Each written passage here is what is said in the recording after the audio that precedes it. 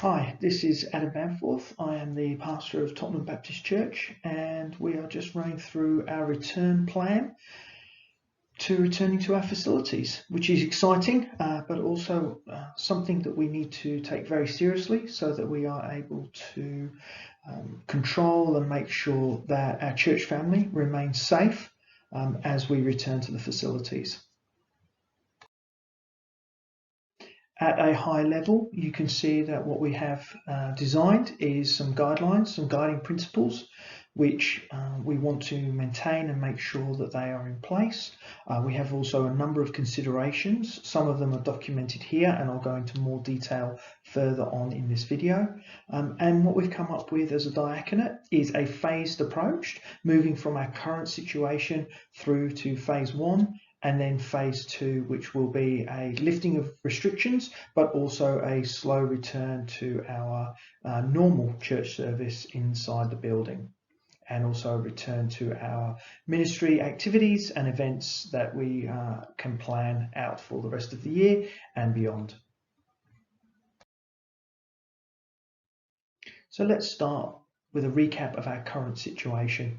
We introduced the stay informed, stay safe, and stay connected, and that's still very true today and will be for probably the next foreseeable few weeks.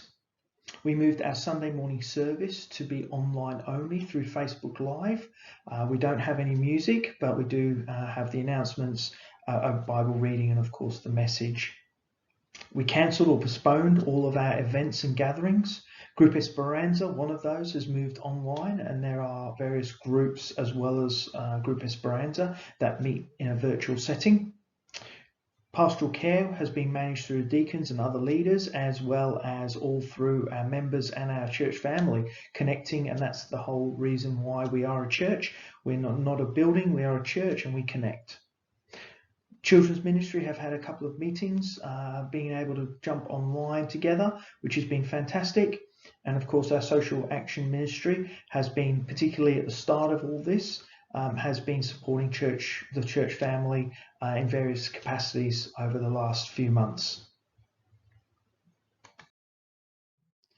So to kickstart this plan, we put together a set of guiding principles, which are, I guess, a consistent set of values that we overlay over this plan to make sure that we're consistent and also adhering to what we've agreed to as part of that.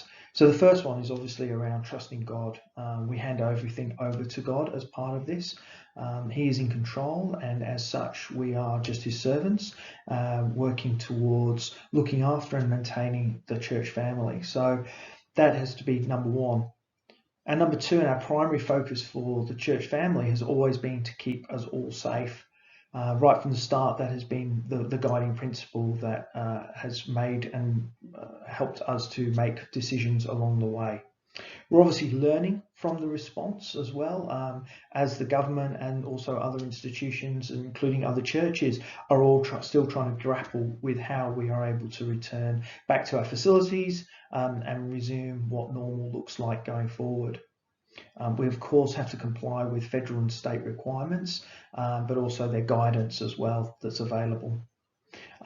We still want to maintain and deepen the spiritual support for our church family. And we also want to support the outreach ministry, so through the social action team, but also evangelizing in our own space, in our own capacity. And we want to stay connected to one another. That's still paramount. We are the church. We are not a building. We connect through connecting and reaching out to others in our community. And as part of this video, is to keep and maintain clear communications through our social media instructions and through our videos and through our website. So hopefully we are keeping you informed with what's happening around us. Considerations. These are things that we have to think about as we plan and as we start to return back to our facilities. Live music has obviously been a key absence as we live stream our Sunday morning service, so it will be good to make sure that as we return, that is definitely factored into our return plan. Obviously, we need to make sure that we don't exceed our building capacity limits with physical distancing. So how do we limit the number of visitors that we have to our church building when we know that we can't have everyone at the same time? Sunday school requirements and the ability to keep kids at physical distancing requirements is extremely tough. So we have to keep that in the back of our mind. Offering collection as well with generous hearts. We still have to manage and maintain collecting of offerings and tithings. How do we do that in the environment that we set ourselves out for? Running communion as well as part of the service. The way we usually do it, normally do it, probably doesn't comply to a COVID safe environment. Obviously our bazaar and other missions fundraising activities, how and when and what do we do and what's the impact if we don't run those. We also have obviously the access to various spaces, small spaces such as the kitchen, the chapel. How do we maintain social and physical distancing within those in a safe environment? Cleaning the facilities as well.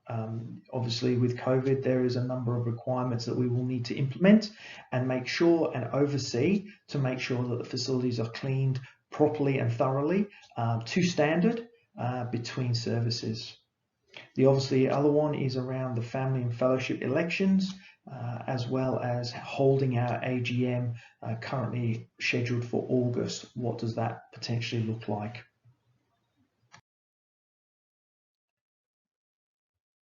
Turning now to our actual timeline. What does it look like? What happens when? This is critical. And as many of you know, we are currently in a situation where we have Sunday morning service through Facebook Live. We've had our deacons meeting on the 28th of May, and as such, we are ready to communicate this return plan.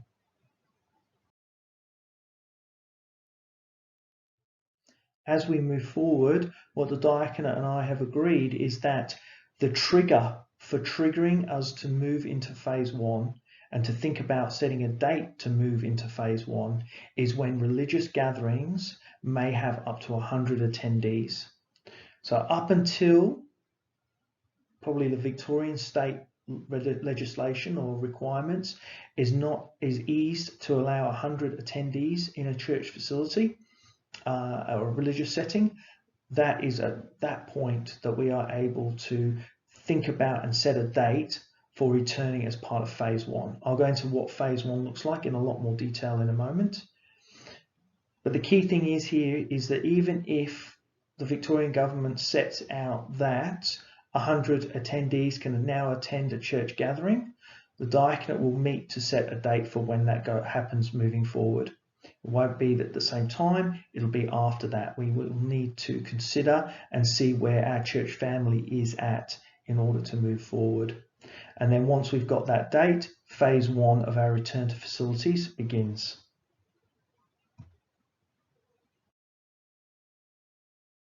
The second trigger is when the government removes all restrictions, and that's when we move into the phase two. And that's when we, as a Diaconate, will meet and again set a date for when we are returning to our building as per normal with no restrictions over us.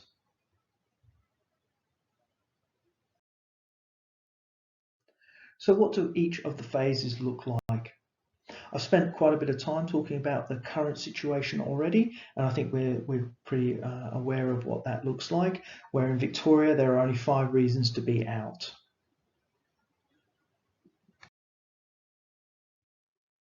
Phase 1 is triggered when the Victorian government sets out that religious gatherings of up to 100 attendees comes into place, and it's at that point the Diaconate will meet and set a date for returning the recording of our church Sunday morning service to be back at the building.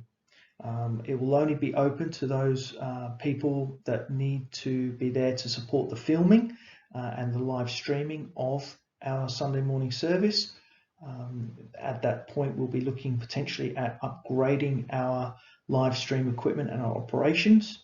We will also need a nominated deacon to be looking after making sure that we're adhering to physical distancing and also that we are collecting contact details for all of the team and the support team that are there on a Sunday morning. Offerings will continue as they are at the moment, which is that we're asking all our members, church members, to retain and hold on to offerings. If you feel that you would like to organise electronic payments, please contact Val Bamforth as our treasurer to make sure that you are provided with the account detail to make those payments. Communion will be online only. Small groups will be online only, virtual, as using various platforms that the team is currently using, or the groups are currently using. And the cleaning is probably the key thing that will need to come into place, and there'll be a need for an accountable person to make sure that the procedures and the standard is kept, and make sure that we are COVID compliant, to make sure that all services are washed down between services, to make sure that nothing from one week to another continues to breed and be there for the next team coming in the following week. So that needs to be carefully monitored. Following a period of time where we'll have phase 1 in place, it's at that point where the government will hopefully remove all restrictions and return back to normal, and that will trigger a decision around when we move to phase 2. Phase 2 is returning our Sunday morning service back to the building, back to the facilities. Online recording will continue, but we will look to have the service back in the building. Sunday school, as well as all the other small groups, etc., friends and fellowship ministries, events, including the bazaars, can then start to be planned as part of that. Cleaning will continue to be have oversight, so that an accountable person is there for a period of time to make sure that even after restrictions have been lifted, we are able to clean the building sufficiently and to standard, to make sure that from one week to another, the building is as clean as possible.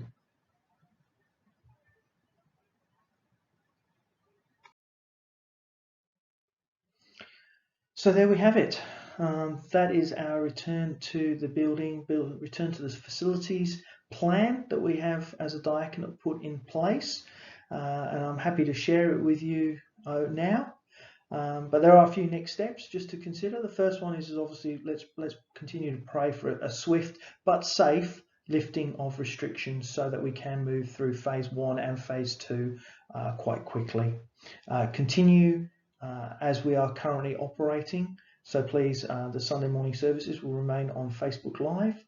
And look, stay informed, stay safe, and stay connected with one another. That has been our big key, because we aren't a building, we are the body of Christ, and we are able to reach out and talk to one another, whether it's friends that we know from the church family or other people as well that we don't necessarily see week to week or anyway.